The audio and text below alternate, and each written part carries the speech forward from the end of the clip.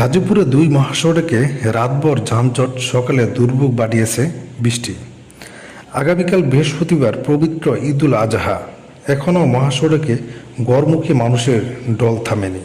রাতভর যানজটের নাকাল হওয়ার পর গাজীপুরের ঢাকা টাঙ্গাইল ও ঢাকা ময়মনসিংহ মহাসড়কে সকালে কিছুটা স্বাভাবিক অবস্থা ফিরেছে। তবে আজ বুধবার সকাল থেকে তুমুল বৃষ্টি যাত্রীদের দুর্ভোগ বাড়িয়েছে।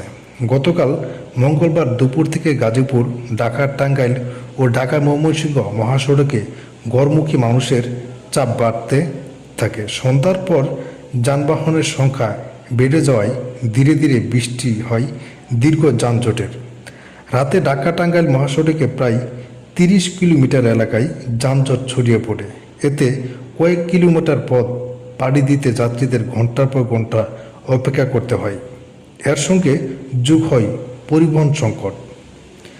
যাত্রীদের সঙ্গে কথা বলে জানা যায়, ঢাকা টাঙ্গাইল মহাসড়কের চন্দ্রার পূর্ব পাশে প্রায় 10 কিলোমিটার পথ অতিক্রম করতে অনেক সময় 10 ঘন্টারও বেশি সময় লেগেছে।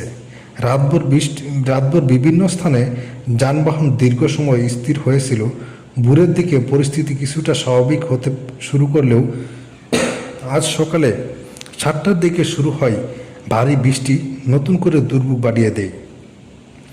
আজ সকালে চন্দ্রা, শফিপুর, পল্লী বিদ্যুৎ ও আশ্রয় পাশের বিভিন্ন এলাকায় শত শত যাত্রীদের পরিবহনের অপেক্ষায় থাকতে দেখা যায়। অনেক বাধ্য হয়ে বৃষ্টিতে ভিজেই ট্রাক, পিকআপ ও অন্যান্য পণ্যবাহী যানবাহনে করে গন্তব্যের উদ্দেশ্যে রওনা দিচ্ছেন। কালিয়াকৈর উপজেলায় চন্দ্রা এলাকায় কথা হয় যাত্রী আবুল হোসেনের সঙ্গে। তিনি বলেন, সাধারণ সময় চৌরাস্তা থেকে চন্দ্রা তিমুরে আসতে 1 ঘন্টার কম সময় লাগে। অথচ গতকাল রাতে রওনা হয়ে আজ ভোরে সেখানে পৌঁছেননি তিনি। চন্দ্রা স্টেশন শেষে সময় যাত্রীদের গন্তব্য যাচ্ছেন। এর জন্য স্টেশনে যানবাহন কিছুটা ধীরগতি আছে, তবে বেলা বাড়ার সঙ্গে সঙ্গে পরিস্থিতি স্বাভাবিক হয়ে যাবে বলে জানিয়েছেন হাইওয়ে ট্রাফিক পুলিশ। মহাসড়কে বিশৃঙ্খলা রক্ষায় পুলিশ সদস্যদের পাশাপাশি পরিবহন বিভাগের স্বেচ্ছাসেবকরাও দায়িত্ব পালন করছেন।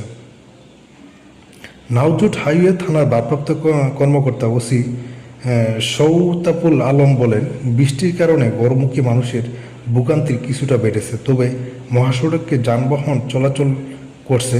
দুপুর মধ্যে পরিস্থিতি অনেকটা স্বাভাবিক হয়ে আসবে বলে আশা তার।